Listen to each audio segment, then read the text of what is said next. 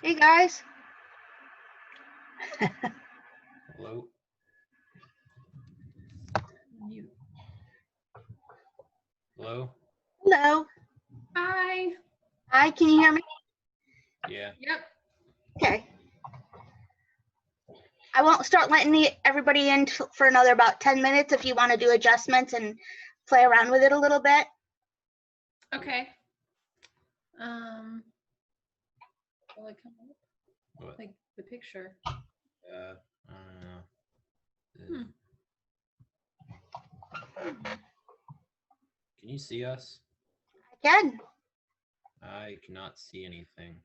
It's weird because when it first started, we could see you, and now there's like we see a black box where Eamon is and a black box where you are. What are you using? Are you using a computer or a phone? It's a Chromebook. Oh. Mine be better. I have the same kind of Chromebook. But I have a teacher account. He's logging in with a student Chromebook. I'm gonna see if I can use my adult Chromebook for him to log in. Okay, no problem. Maybe it restricts you from seeing video. Shouldn't. I don't know if you used Zoom before. You used Zoom before.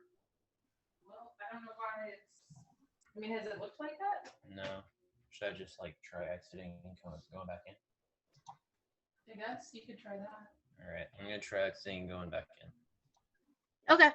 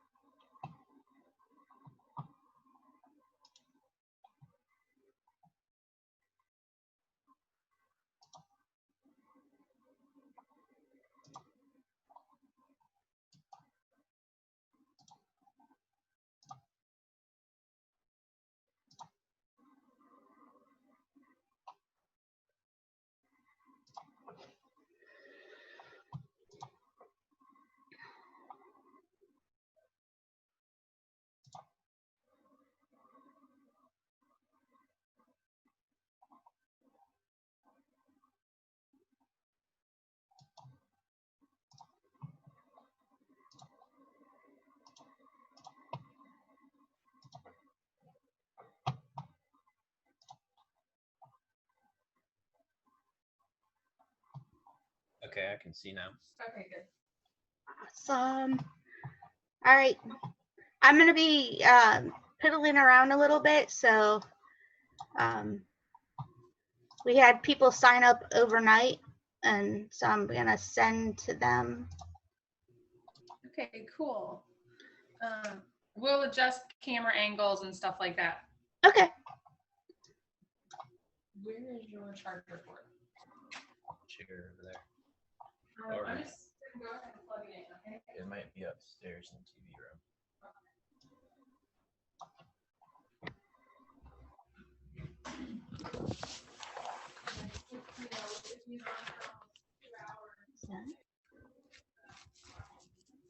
Yeah.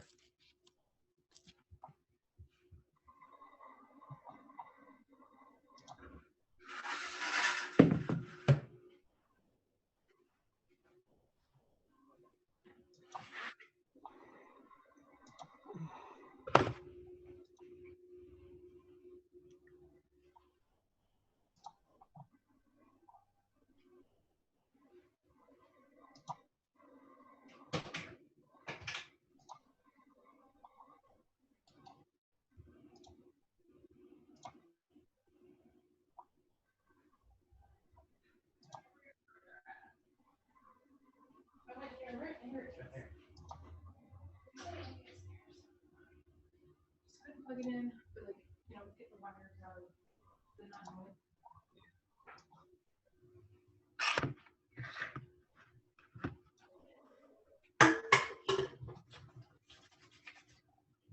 I need that out.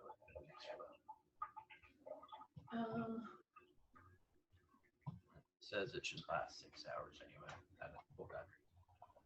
Okay, but we'll just keep an eye on it. We'll just. Thank you.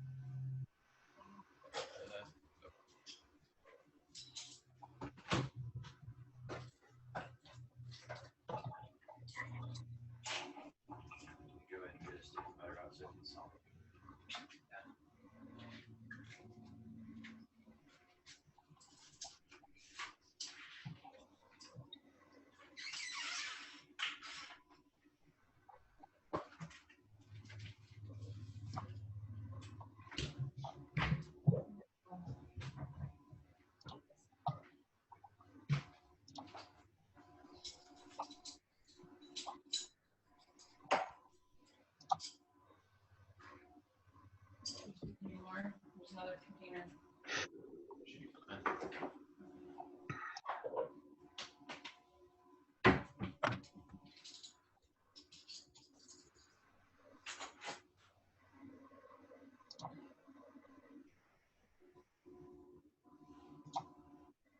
Yeah, we're good.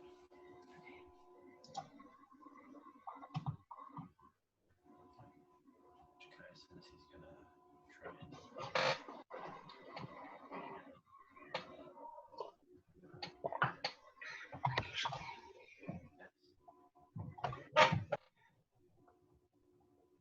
And I want to know where he's working. Maybe he's working on his mom. Eyebrows. They're just sprouting over your head. I like my eyebrows. They're like exploding. So how's everything been going with you? Good. Just we've been doing everything virtually, so figuring out how to do different programs that way has been real fun. I started a third job in June, and that took off. And it's an ice cream bus, Oh wow. and it went so well. The boss gave me a second bus and had me get employees. And then it went so well, he's decided he wants to expand to other cities and made me district manager. So, Oh my gosh. yeah. So next spring, I'll be looking for employees for 4 different cities. But yeah. Wow, that's super cool. Yeah. So, and one of the jobs, because the boss is the same for all 3 jobs, Dr. Aiden, I don't know if you've ever met Dr. Aiden, the president of the foundation now. I don't think so.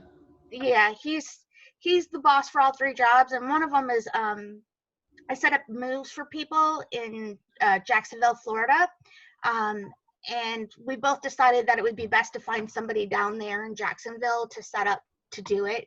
They can work on advertising and all sorts of stuff, and I'm not there, so it's kind of harder. Yeah. So that one will be going away, and it's my least favorite, quite honestly. It's a lot. It's not bad, and it doesn't take up much of my time, but it's just like I can't give it the full attention I need to with the other 2 jobs. So, Yeah. yeah. But everything has been going good. How about you guys? We're good. We've just been trying to stay, just social distance, and Eamon's he's doing, school virtually all this time. And then I'm a school librarian, so we just started going back hybrid. I mean, we were working all this time, but the kids were all virtual. And then like November 4th, we started having kids come back for part of like just a modified schedule. So it hasn't been too bad I'm in a high school. So I don't know, but with the numbers increasing, I'm not sure what's going to happen. And we're going to be all virtual Monday and Tuesday, and then we're off, Wednesday, Thursday, Friday. So we'll see, but we've been good. Yeah, my daughter's school, we had an option on how to do it, and she does better going and seeing the teachers.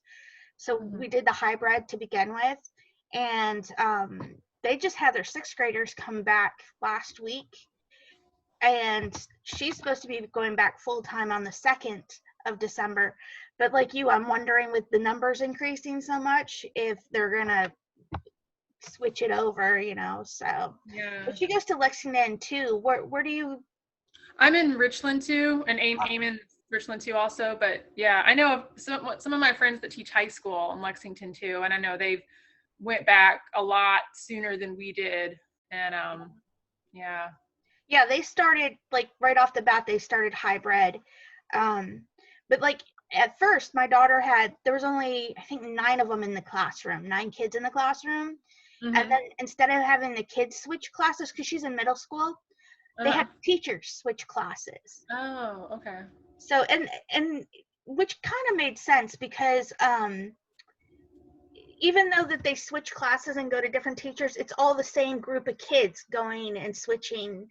They didn't Yeah. mix them up like they do in high school.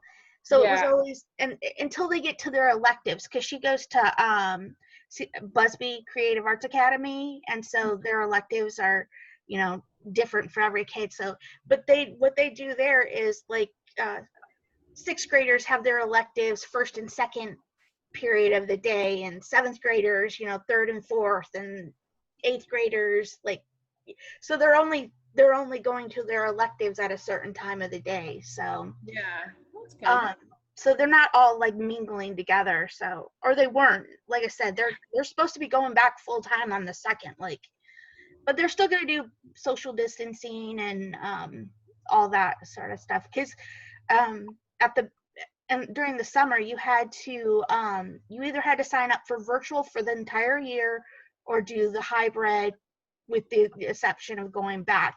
And you had to like, if you signed up for virtual, you have to stick for the whole year, unless for some reason, it's not working out or something. But Yeah. Yeah. so this is kind of weird. We had over 90 people sign up for this class, Oh, wow. and I only have 3 in the waiting room right now. So Okay. Well, I know I signed up. So, and I'm here, I'm just on Eamon's, so you won't have me, but we did, kind of send this out to some of our relatives so they can see him. So I don't know, those people in the waiting room might be our relatives. it's Annie Good, Talia Collins, and just somebody named Lisa. Oh, no, those aren't our people. Now Doreen Tent, or Dory Tent. So, all right, I'm gonna start letting everybody in. Okay. And then about 5 minutes after, like at 11:35, is when we'll actually start. That way, if people are still trying to get in, we give them the time. Yeah. Okay. All right. Cool. All right. Do it. So, okay, yeah, we'll do it this way for now, and then.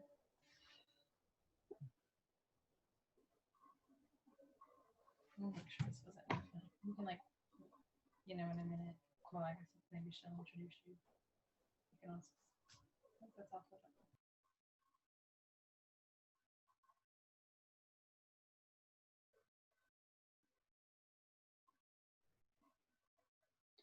Welcome everybody. We're gonna wait for a few more minutes just to see if there's any more people that are trying to get in.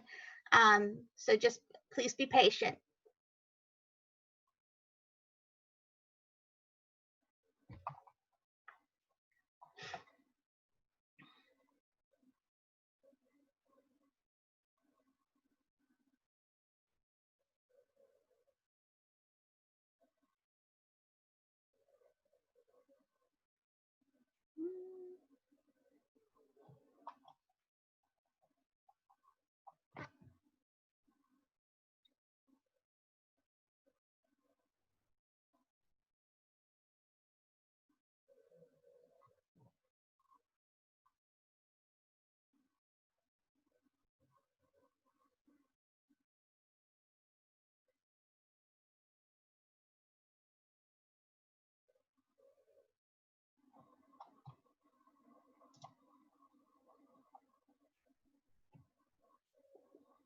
Oh, another person.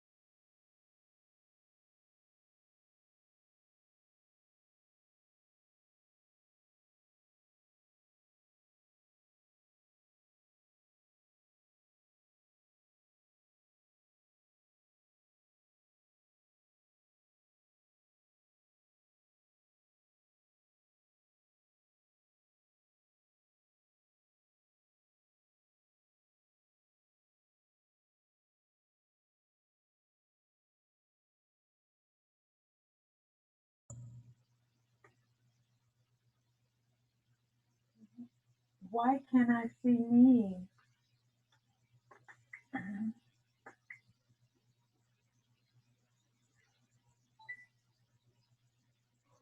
What's wrong?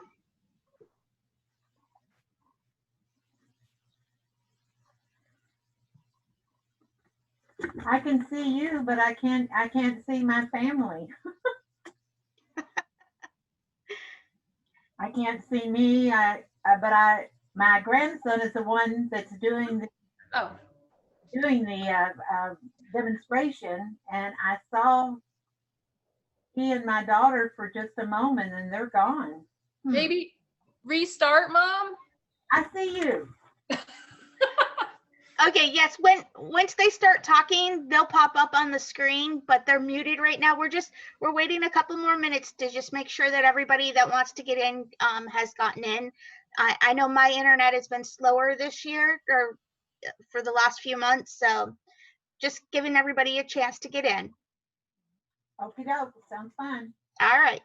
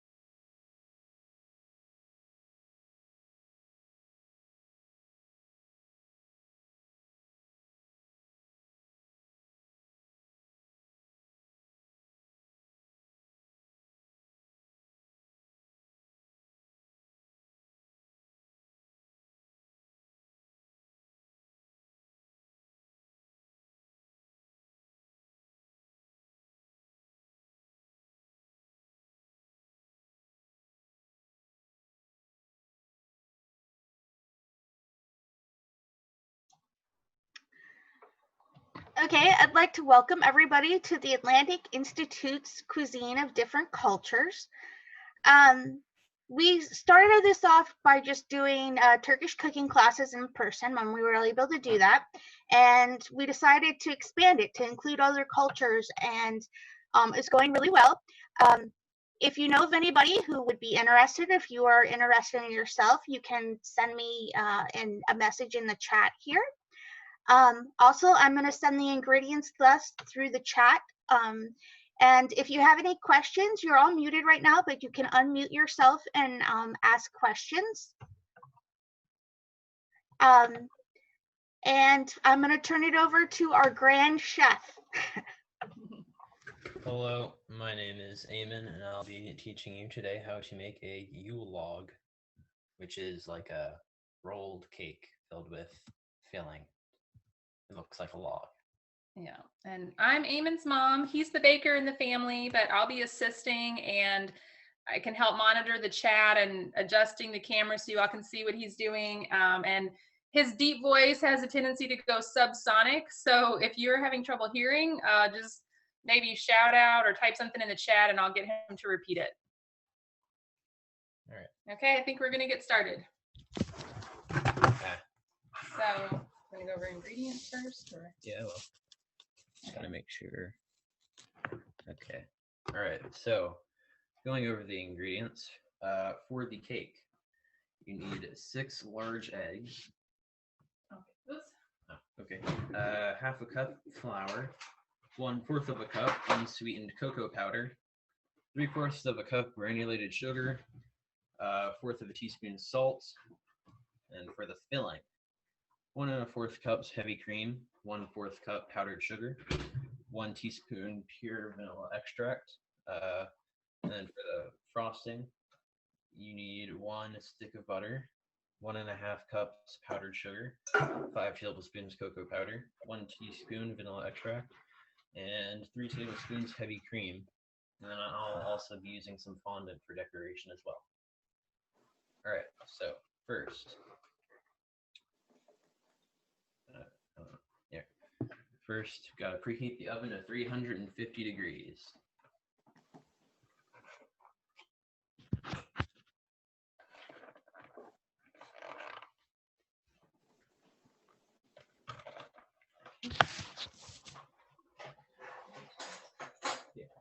All right, then get some wax paper.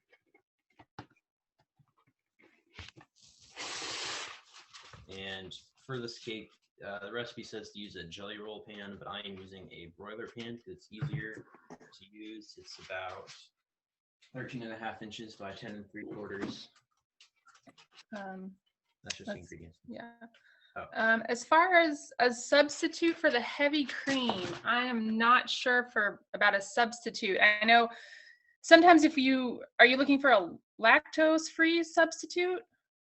Or, well, I'll kind of research that while he's cooking, and I'll see what I can put in the chat. But we'll go ahead and I'll look into that. Okay. All right. So yeah, wax paper. You just line the pan with that.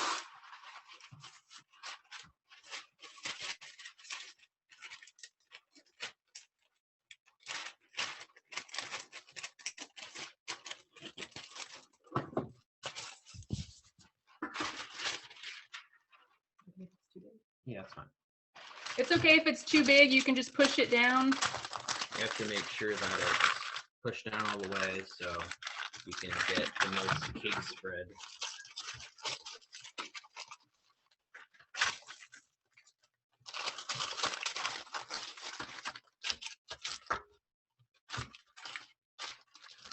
Then you spray the wax paper with some cooking spray.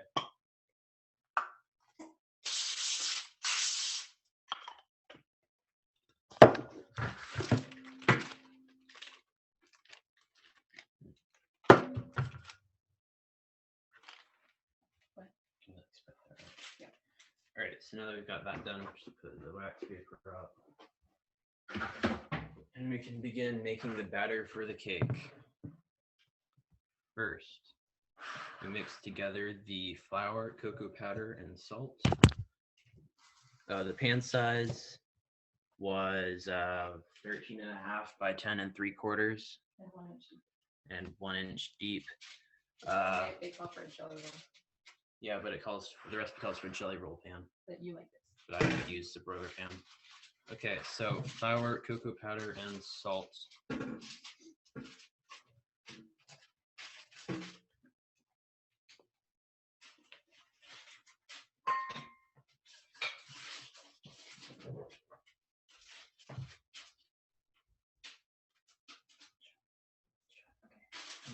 to do it in front of the camera. This is a 1/2 cup of flour.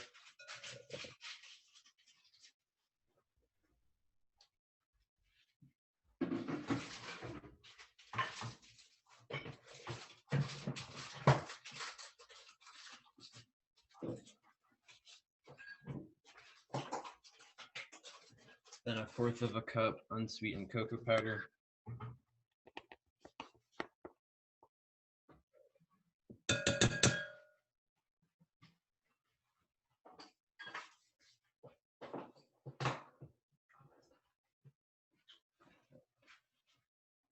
And then 1/4 teaspoon salt. And for the salt, it's best if you pour it over the sink so you don't accidentally add too much.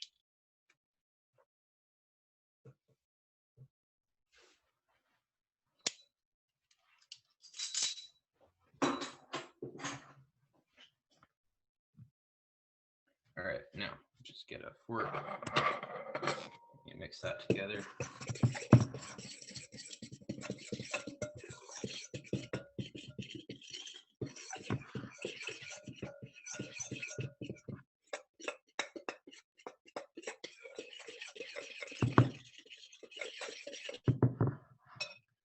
Okay, then you get your 6 eggs.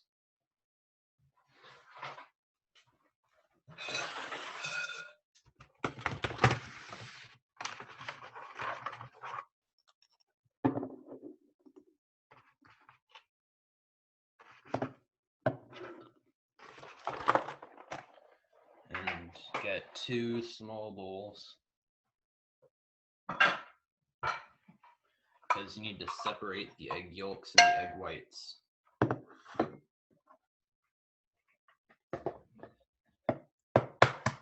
Separate eggs, all you gotta do is open it up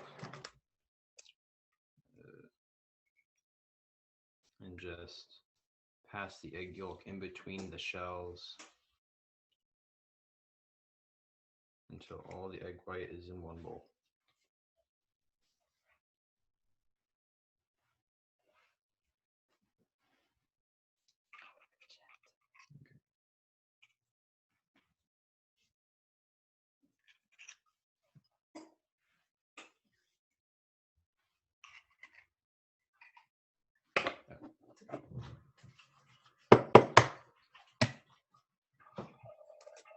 And while Eamon's doing the egg thing, I just wanted to say I did Google the heavy cream substitute.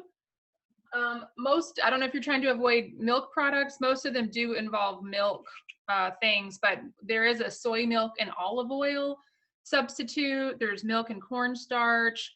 There's a half and half in butter. There's a tofu and soy milk. So probably the best thing for you to do would, I guess, be to Google substitute for heavy cream and then see what, there's like at least 10 different options, and then see what's going to work right for you.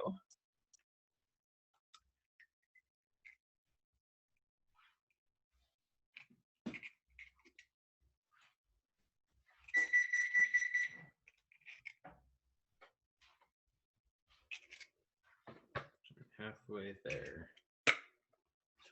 Wash my hands so the egg shells don't slip out. Slippery eggs.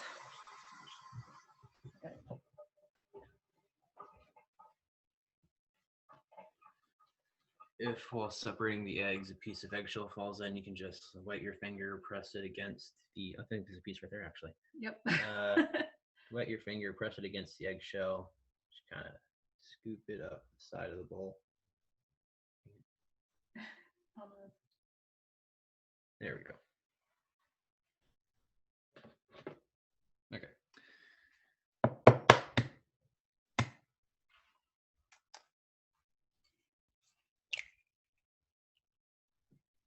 Oh, dang it.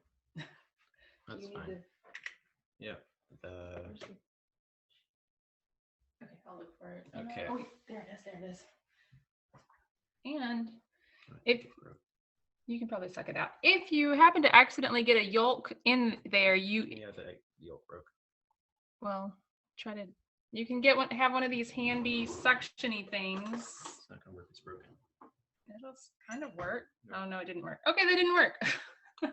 You can scoop it out with a spoon. Hopefully.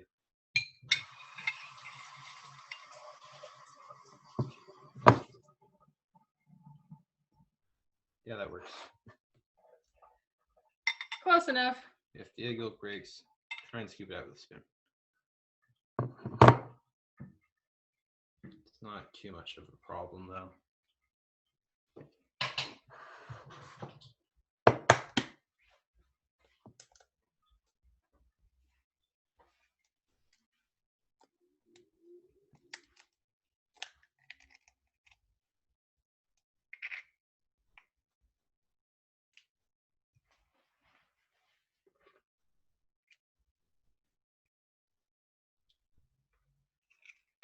All right, last egg.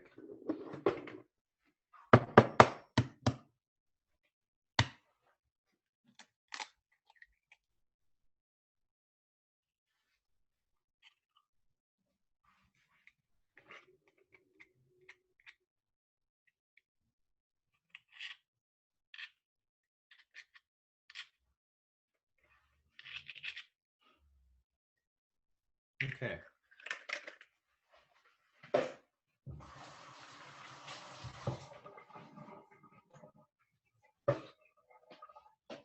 we've got them separated. Okay, I don't think we have any questions in the chat. So I've got the eggs separated and we're about to move on.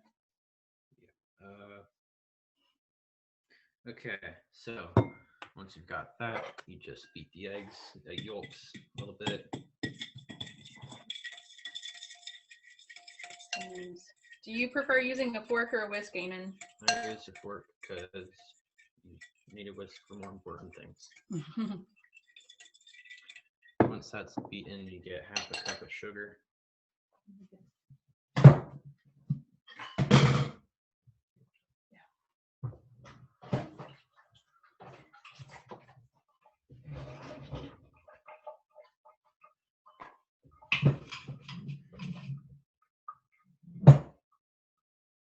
Half a cup of granulated sugar, not powdered, to the egg yolks. You mix that together.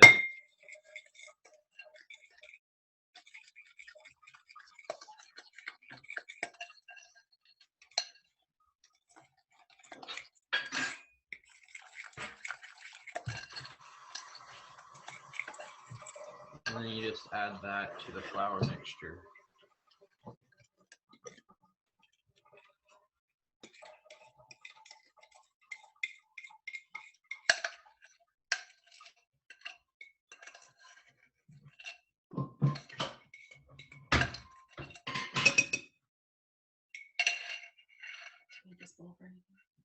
Shouldn't. Once you're done mixing this, it should form this very dark, thick, kind of fudge-looking mix.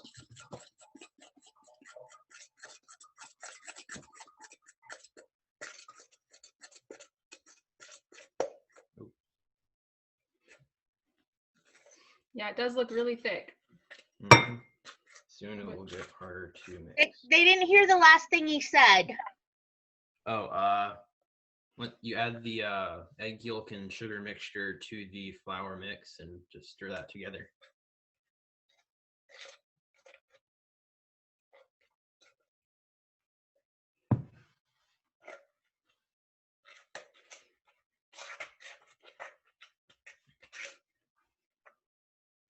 Okay.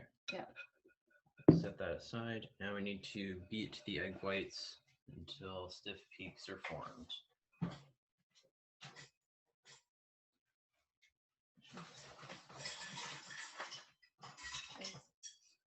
So for this, we do use a mixer and the whisk attachment.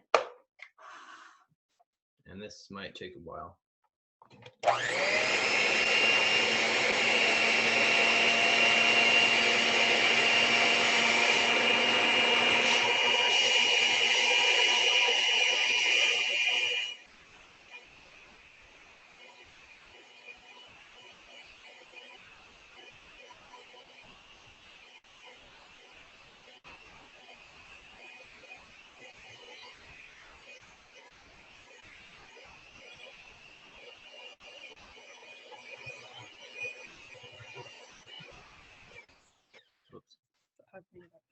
Oops, we had a little accident. So maybe use a bigger bowl.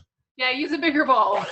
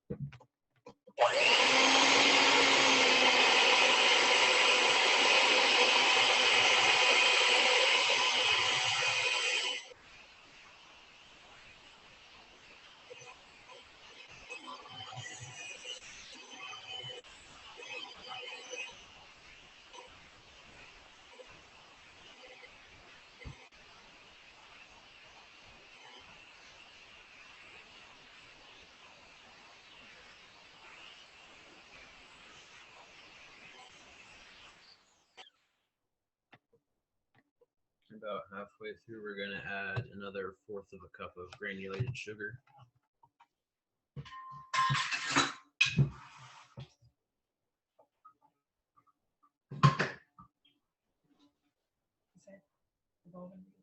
Yeah, it'll be fine. Okay, so we're adding 1/4 of a cup of granulated sugar to the egg white mixture because we got it about halfway mixed, and now we're gonna keep mixing.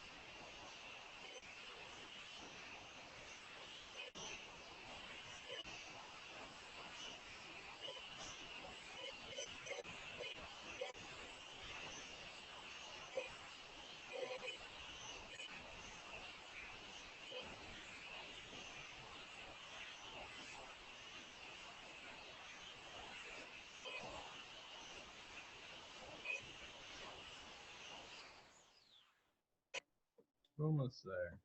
Almost.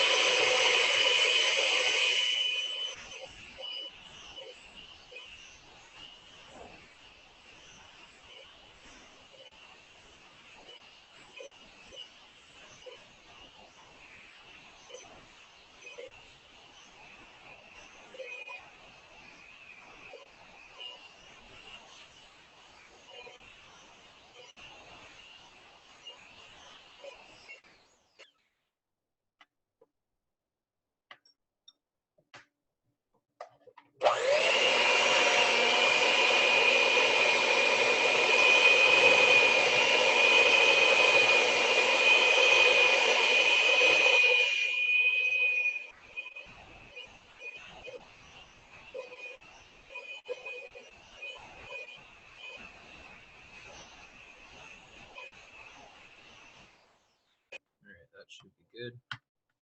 Should we show them the consistency? Just so you can see the consistency, it should sort of be forming peaks. And then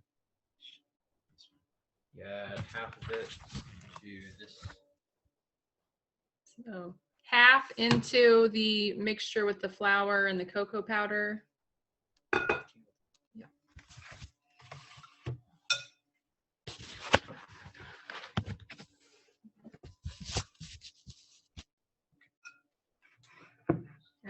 And then you stir.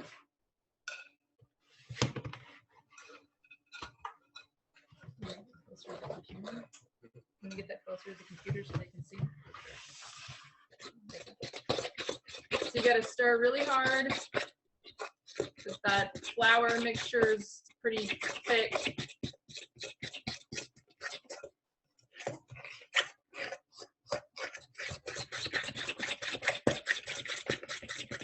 Then you add the rest. Okay. Then you add the rest after you got a good bit stirred. I'll get the spatula.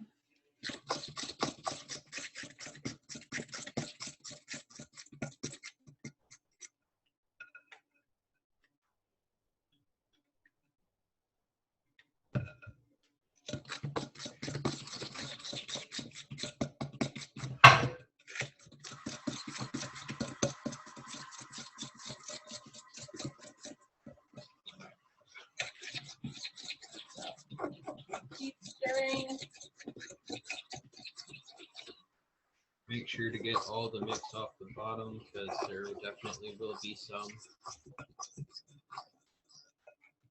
Yeah, definitely want to scrape the sides and the bottom to get everything all mixed in good.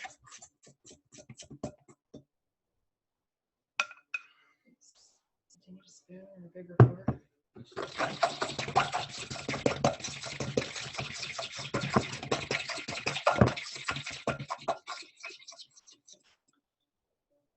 And that is the cake mix.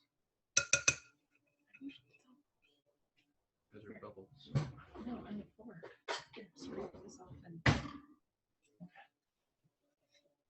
We're gonna try to get every last little bit mixed all in so we're not missing out on any of this good batter.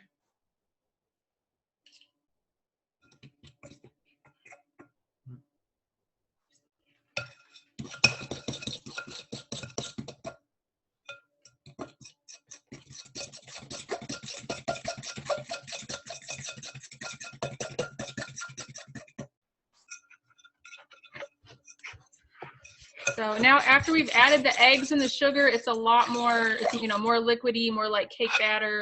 It's not that chunky, thick stuff we had initially with the cocoa powder and flour. Okay. So now we add this mix to the pan. All right, so we're about to pour into the pan. Let's see. Does the egg white mixture need to be runny before you add it rather than stiff peaks? So it is a little runny, right, Eamon? Because we're not making meringue, but it will start to peak a little bit, but not like stiff like if you're making meringue.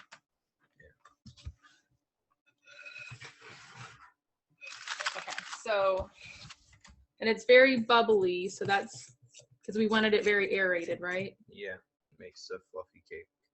Yeah, it does. So it makes a fluffier cake. That's what we're looking for here. Came down.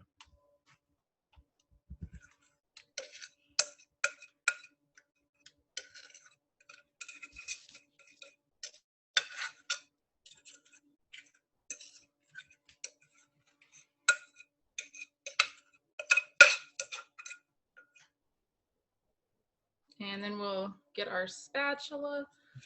Okay.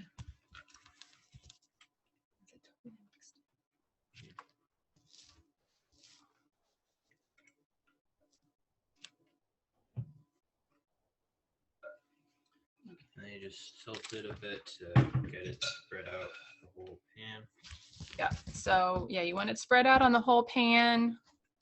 And it's obviously this is going to be thinner than a regular cake since you're going to be rolling it. Yeah. So now that this is in the pan, you put it in the oven, which is at 350 degrees for 12 minutes. Yeah, 12 minutes, 350.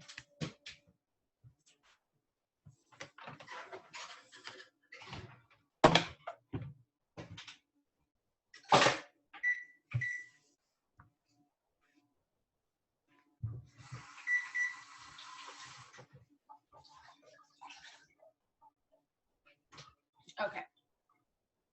So while that one is cooking, Eamon has made one earlier this morning that he's already rolled. So he's going to show you what that looks like.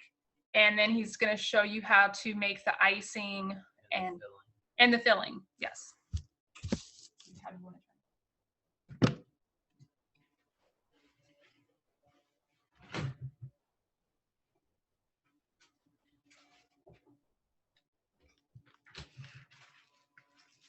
Okay, so this is the one he made earlier this morning. It's wrapped up in wax paper and it's rolled. Show them the end too.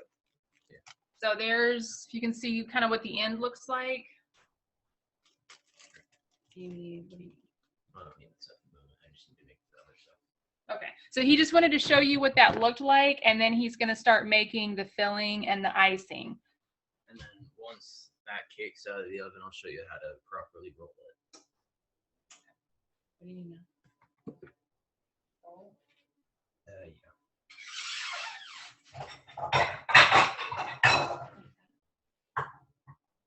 do you want?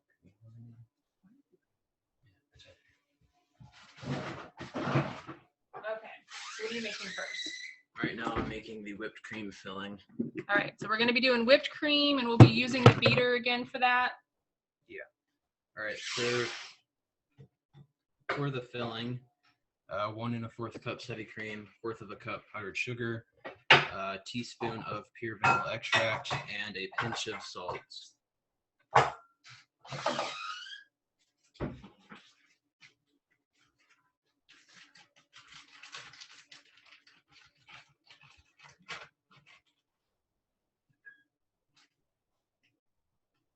All you gotta do is mix that together with hand mixer.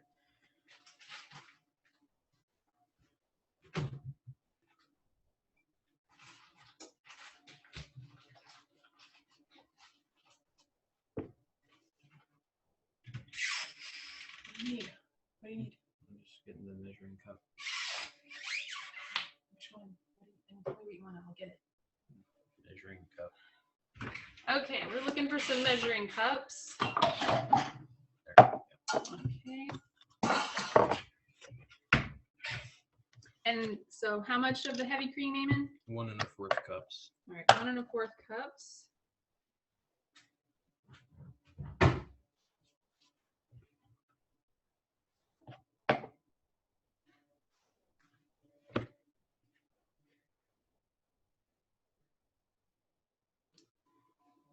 Okay. There's our 1 1/4 cups. Thank you. And then 1/4 cup powdered sugar. 1 teaspoon. 1 teaspoon of vanilla extract.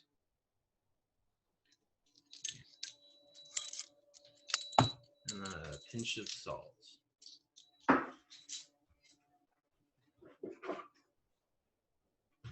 Here, just literally take a pinch out of my hand. Literally a pinch of salt.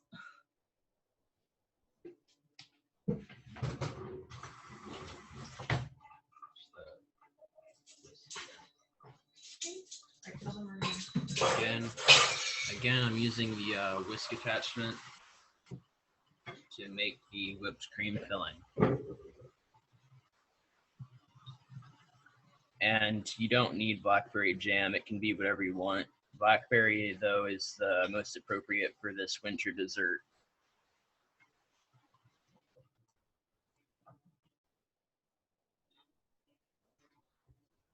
Okay. All right, so I've got the whisk attachment now.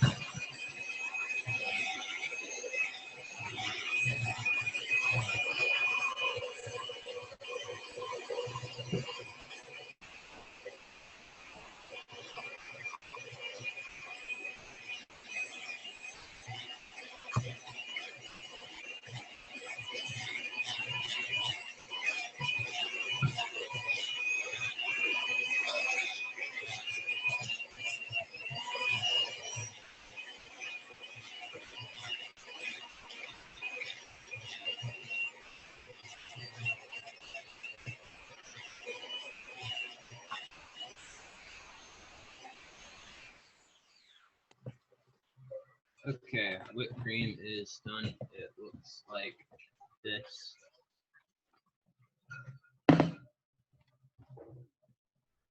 Okay, now that we've done that, we'll take the cake back out and fill it.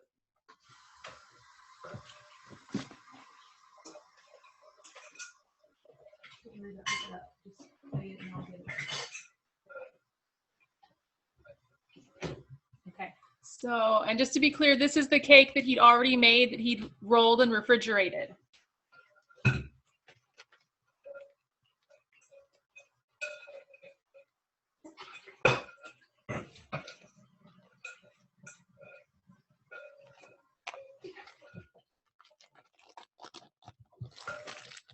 When you unroll the cake, there are going to be some cracks in it, but that's fine because it's the inside of the cake, which no one will see.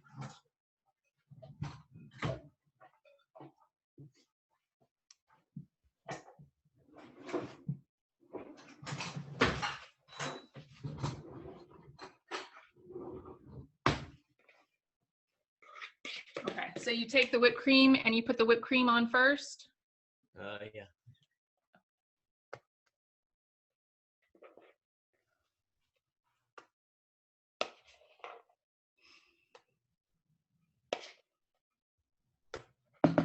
Spread it across the cake so it's completely covered.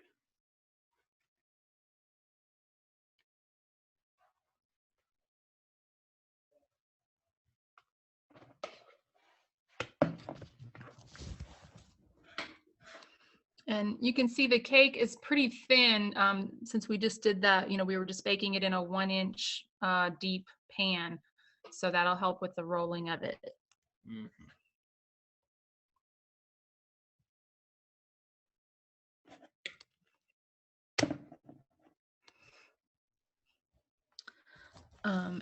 And you can see we had a little mishap earlier and we're missing a little chunk of the cake on the edge, but that's okay because once we get it rolled, we could always cut that part off and you'd never even see it. Yeah, we're gonna cut the ends off anyway. Oh, okay, perfect. So that'll help give your cake a nice, neat look.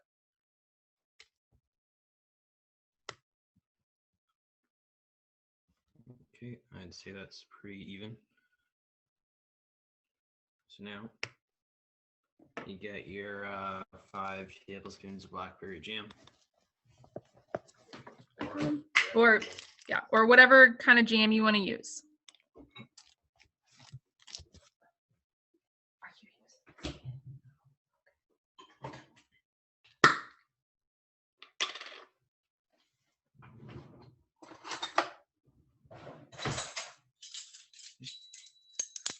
That's not a tablespoon.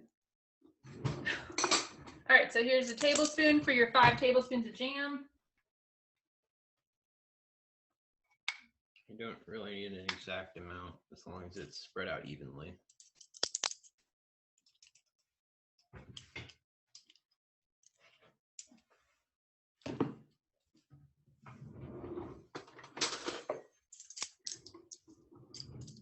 For these more solid jams, like get a butter knife to kind of loosen it up so it's easier to spread.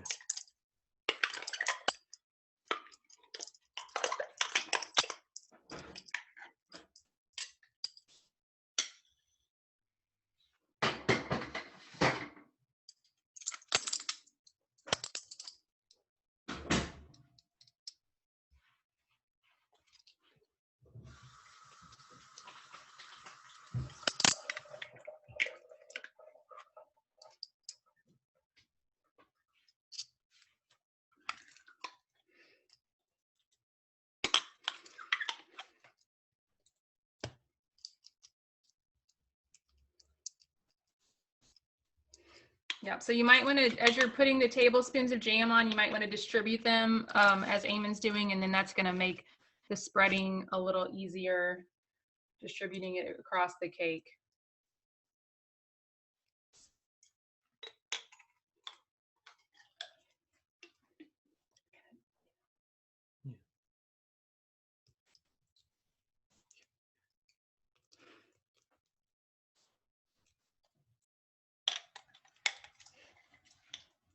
Let's see.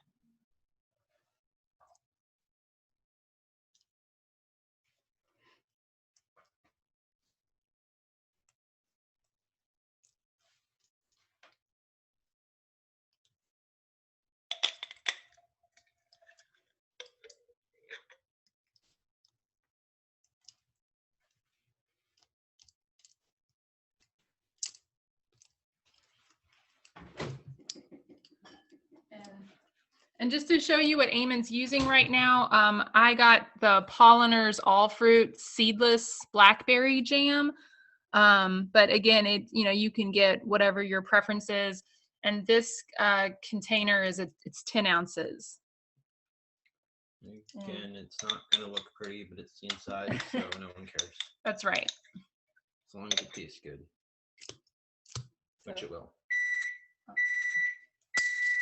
Okay, so our other cake is about to come out. This is the one that Eamon was mixing earlier. So we're gonna kind of hold off on this one that he was filling, and he's gonna show you how to roll the cake because you got to do it when it comes out of the oven.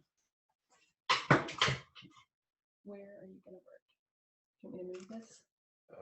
No, let's do it there. Okay, I'll move the computer. Okay. Okay, so there, that's what it looks like. And I'm gonna get closer. We're gonna move our workstation just a little bit to show you how to do this. So you need a clean, dry dish towel. Make sure it's completely clean because Yep. You don't want any puppy hairs.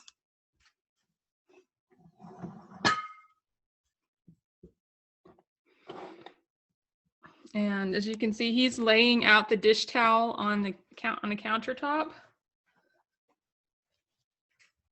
and you're just gonna sprinkle the dish towel with a little bit of powdered sugar, not too much. And what does this do? Makes it taste better. So the cake is actually going to be on the dish towel? Yeah. Okay. It's just a Okay, so even more important that it's a clean dish towel. That might be a bit much. Oh, Oh, got a little, maybe a little bit much, but we'll just sprinkle it around here.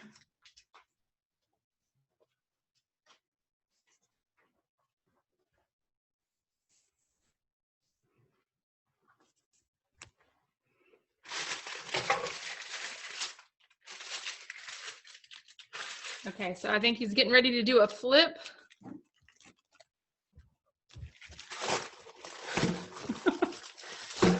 whoops. Oh, dropped the pan. Okay, so we've got our cake on the dish towel. The wax paper is the upside right now. The cake is face down on the powder sugar covered dishcloth. And even though we greased the wax paper, it's still probably gonna stick, which it is.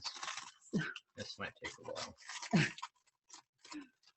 So this definitely requires a delicate hand to kind of peel it away. Hopefully you can see.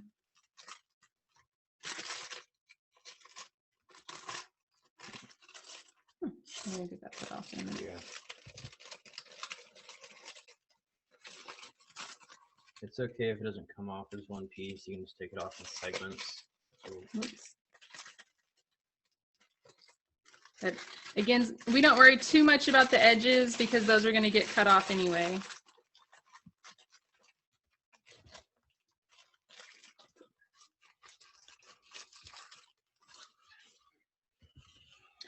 Shoot.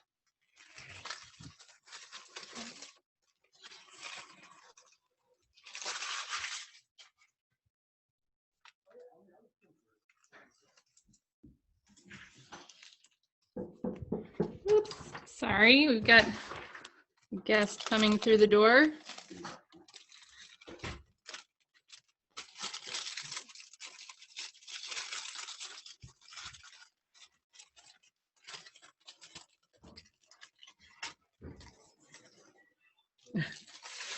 Almost there.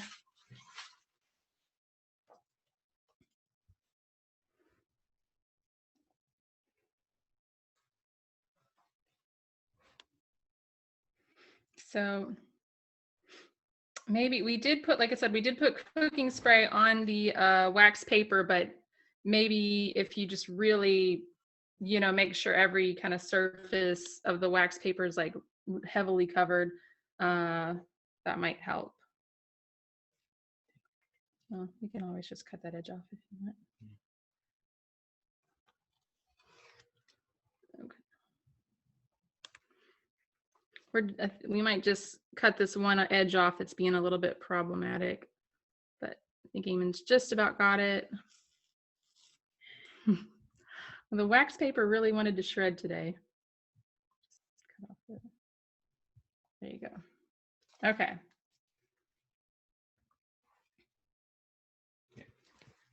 Take. Okay. Now that we've got all the wax paper off, we're gonna roll it in the dish towel. Okay, so he's rolling the edges of the dish towel. And then he's just slowly rolling it. And it's important to roll up the cake as soon as it comes out of the oven, because if you don't and it cools down, it won't be as flexible. It might crack when you're rolling it. There you go. Okay, so there is the cake all rolled up in the dish towel, and then this is going to go into the refrigerator. And we will go back to icing the other cake that Eamon already had prepared.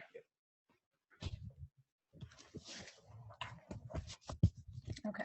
How long do you leave it in the fridge before you do the other stuff? It doesn't matter as long as it's cool, so it doesn't like melt the whipped cream or anything. I think we left the other one in about an hour. It wasn't that long. It was about like 30 minutes. Okay, we left the other one in about 30 minutes. Okay, thank you. Okay.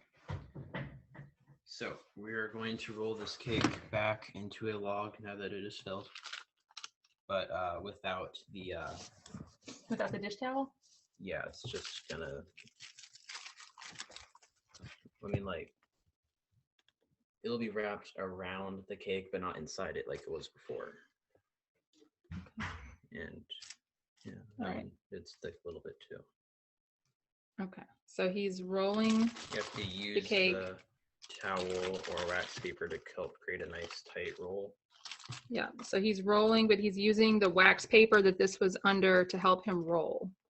And some of it is gonna squeeze out, but that's fine. Just eat that. No problem there. Yeah. Okay, let me show them the edge too. So you can see how this is a lot thicker, and you can see all the filling versus when it was just a cake rolled up. And let me show you from this angle. I think what I'm gonna do, I'm just gonna put this back in the pan. Okay, does it need to be clean? Yeah, probably. Okay, well, I'll wash it then real quick. Okay, so there's that. I'm gonna wash the pan real quick for Eamon. I'm gonna put the cake back in the pan, just so it's easier to ice later on.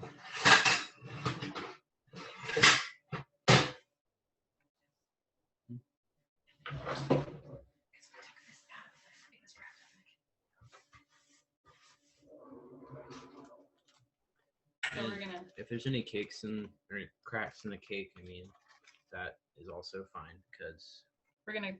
ice it. Yep, we're gonna cover that with icing. Okay, so just to kind of Delicious. show you what it looks like in the pan. And I'm just gonna throw this away after I eat that. Okay.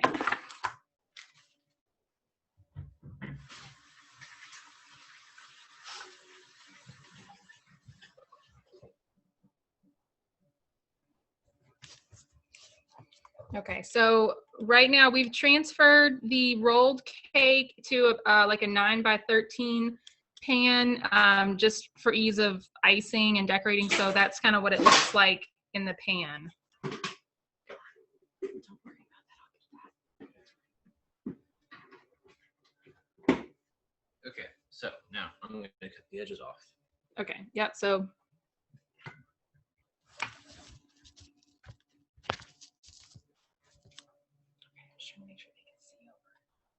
It's not too difficult. You just get a knife, pull the cake, cut through. And then save that piece of cake for later consumption.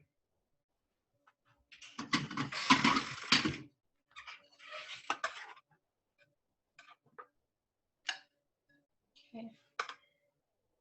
Well, all right, so then we're cutting off the second edge.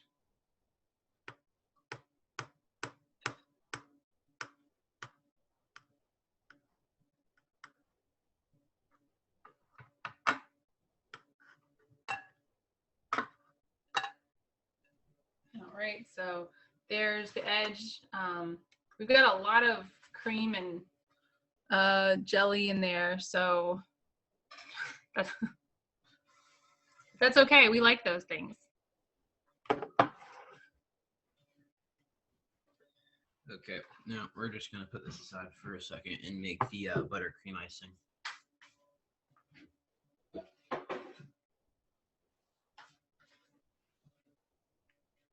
Yeah, you can use more jam, just however much you want.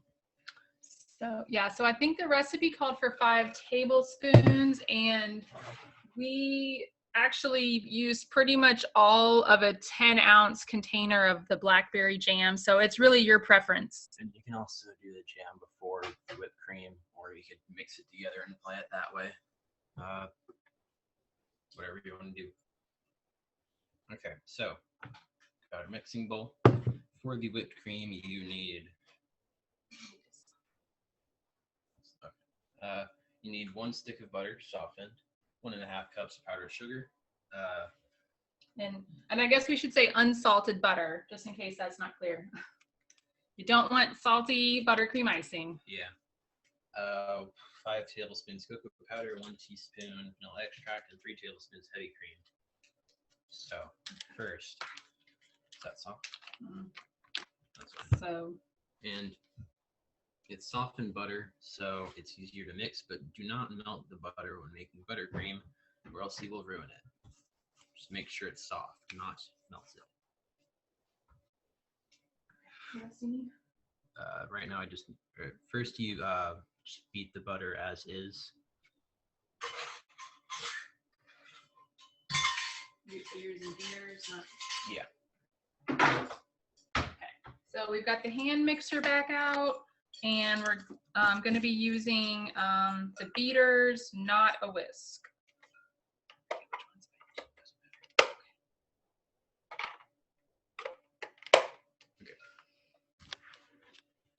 You gotta beat the butter until it's nice and smooth.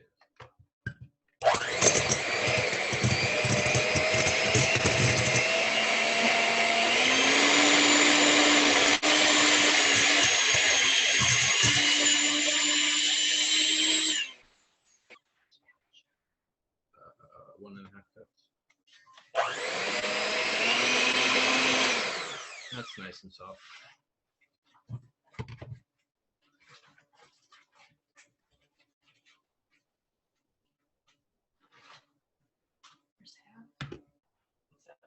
So it's 1.5 cups of powdered sugar.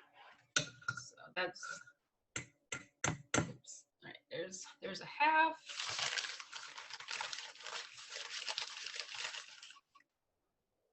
There's another half.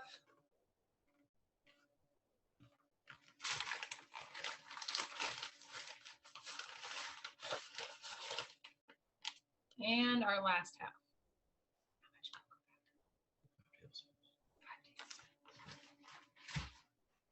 And then you add 5 tablespoons of cocoa powder.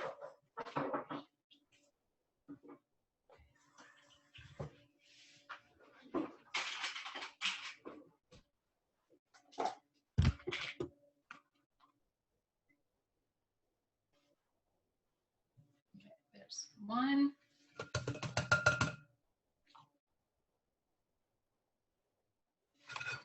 2. 3. Are you doing heaping?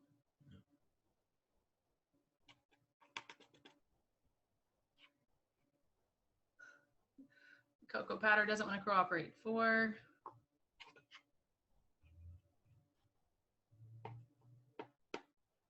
5. Just to get it. Okay.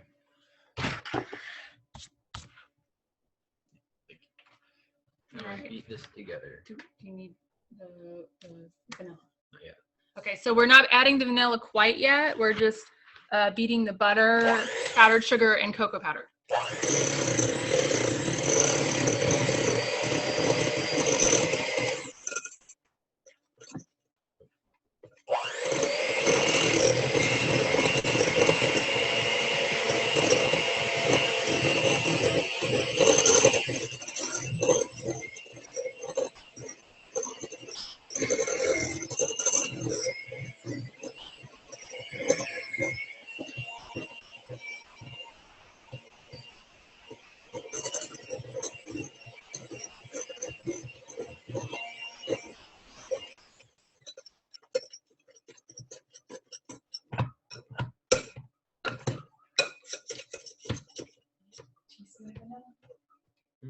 How much vanilla?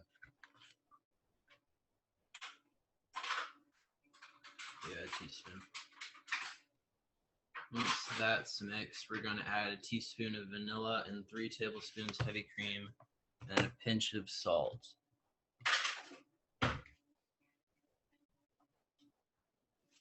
This is a half, so 2 obviously.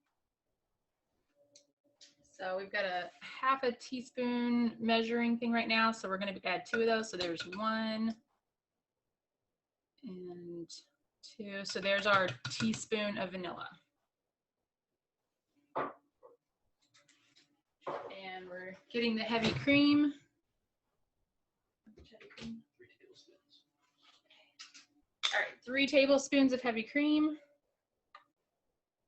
So there's 1, 2, and 3. Oops.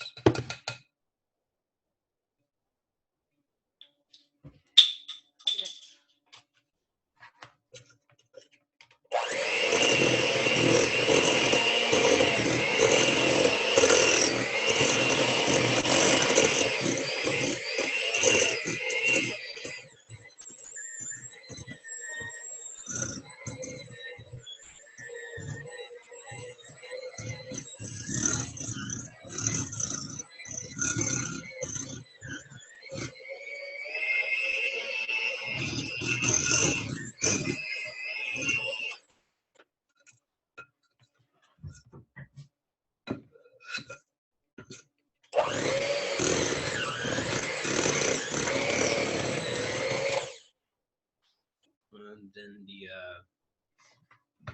pinch of salt. Salt. All right. There's our pinch of salt.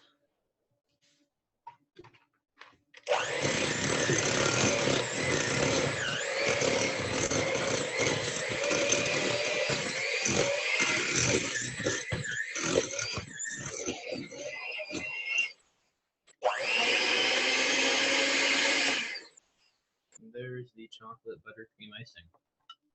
All I need to do now is decorate. What do you want? What do you want? I just need to clean this up. Okay. So take your beaters out. There's still a lot of chocolate buttercream on them, so you might want to use something like a spatula to get all of it off. Or more.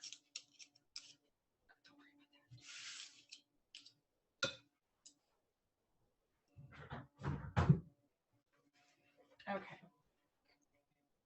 So now we're going to bring our rolled cake over. And are you going to use the spatula or what are you going to use? You get just put there.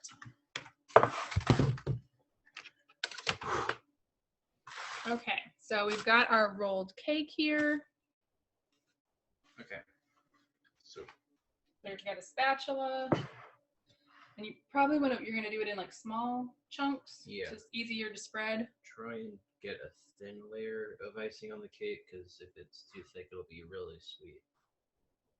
Yeah, so I guess you might want to do what they call a crumb layer first.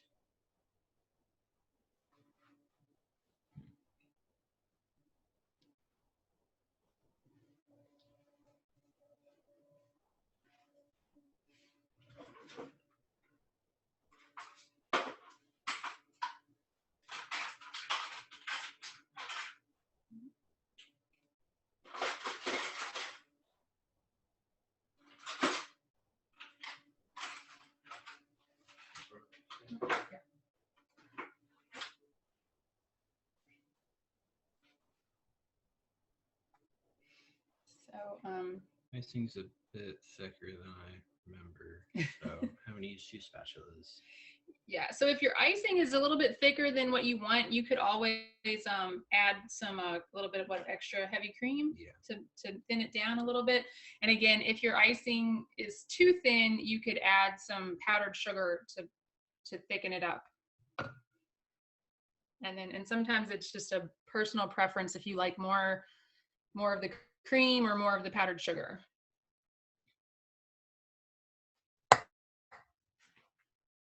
Make sure to get all the way to the bottom of the cake.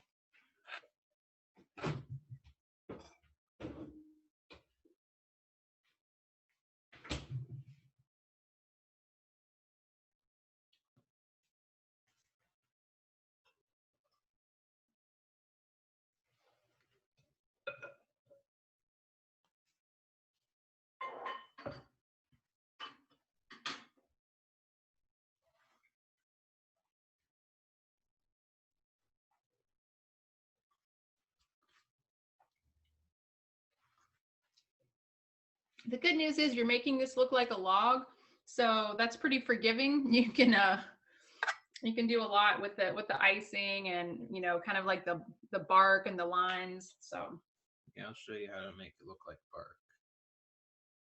Just get that whole there.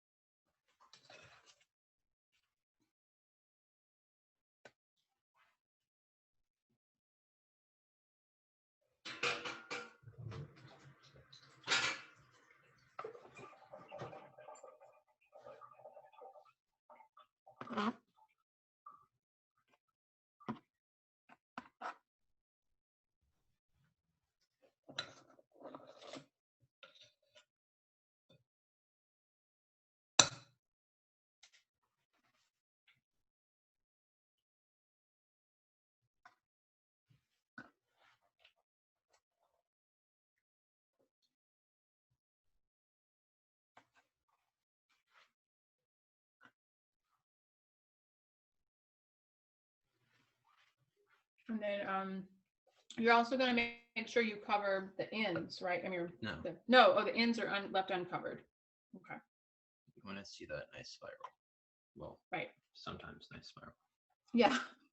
Sometimes a spiral is better than others, but you can leave that uncovered. Now, to make it look like bark, first you got to make sure that you sweep the icing in one direction. All right.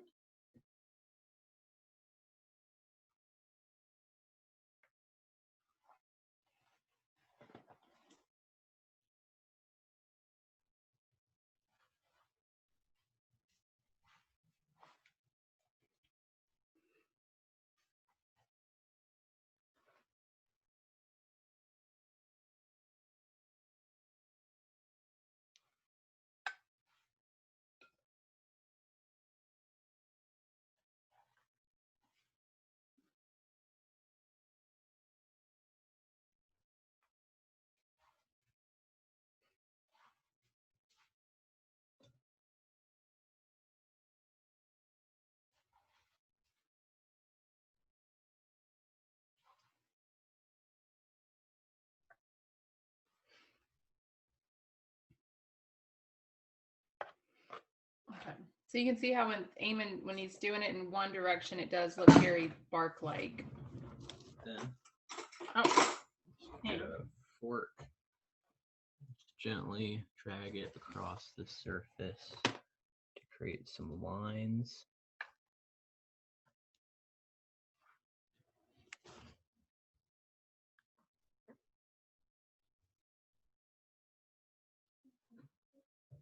To give it that nice bark look.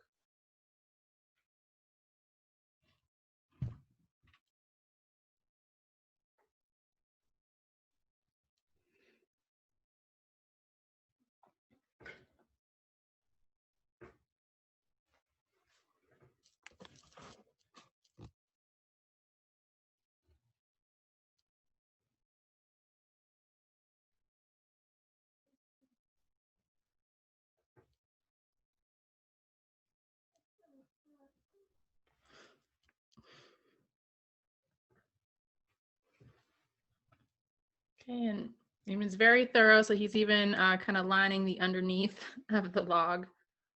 All right, that's the icing part. Yeah, Now, and okay. And like I said, and there you can see there's we left the end uniced. Our spiral got a little bit loose because we had a lot of filling, but you know, again, that's kind of a personal preference of how much filling you want. But it still looks really great. all right, next you want to lightly dust it with powdered sugar to make it look like snow. Oh, So you might want to. So you can either kind of there. pour like Eamon is, or you can get a little, some fingerfuls and kind of sprinkle. Maybe. Yeah, it didn't work. Okay.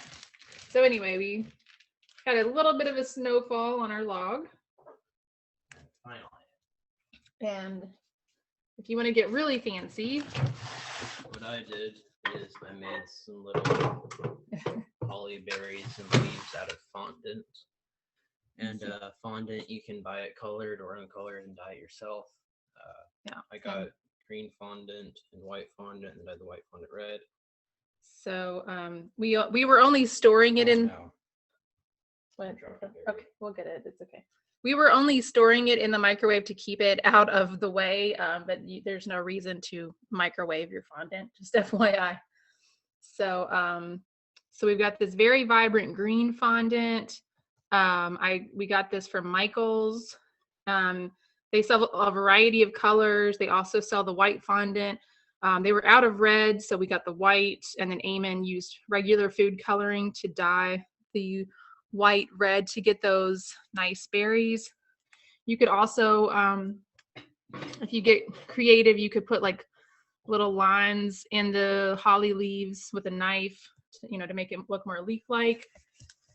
And That is the the finished product. And Eamon got this. It's a little leaf cutter, like cookie cutter. This was also from Michael's to make those holly leaves.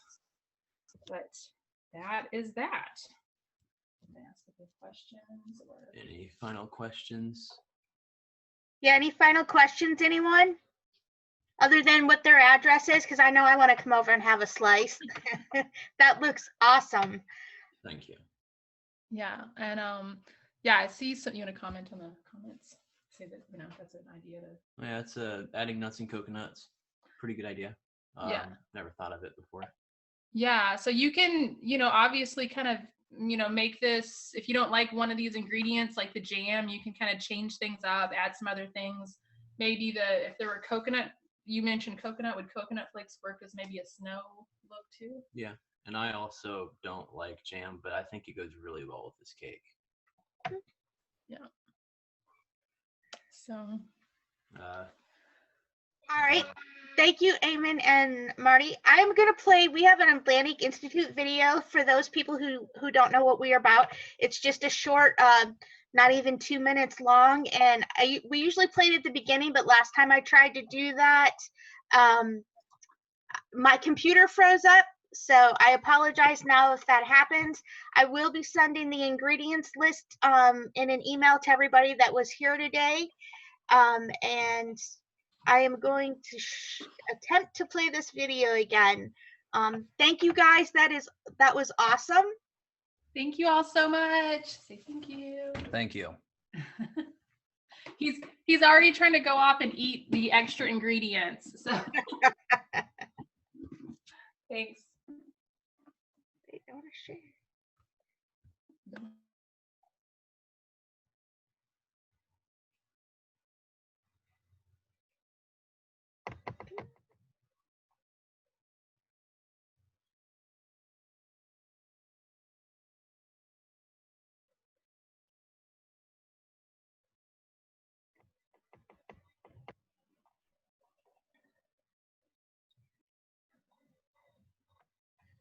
Afraid of.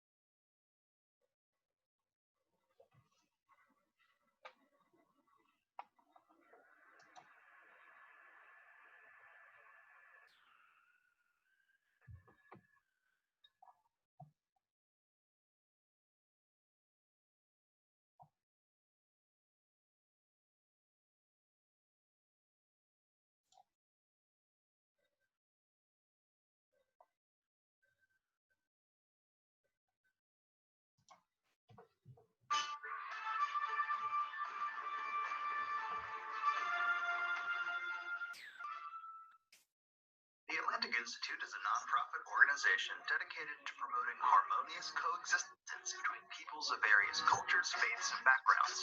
We seek this goal through peaceful dialogue, education initiatives, and community organization. Our dialogue events bring together experts, community and faith leaders, and knowledge seekers to address social issues that affect us all. We feel dialogue is the most important element in peaceful coexistence, so we try and maintain several panel discussions.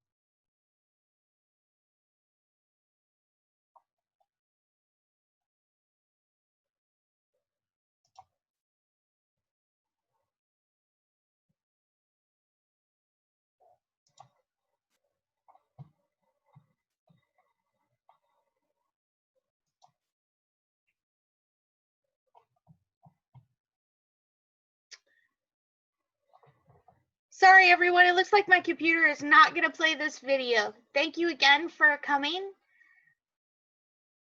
and have a great day.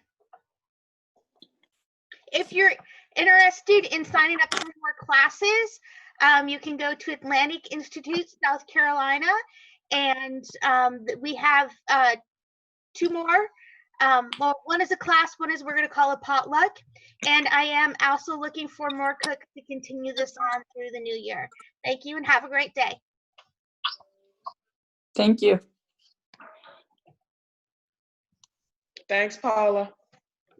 Thank you.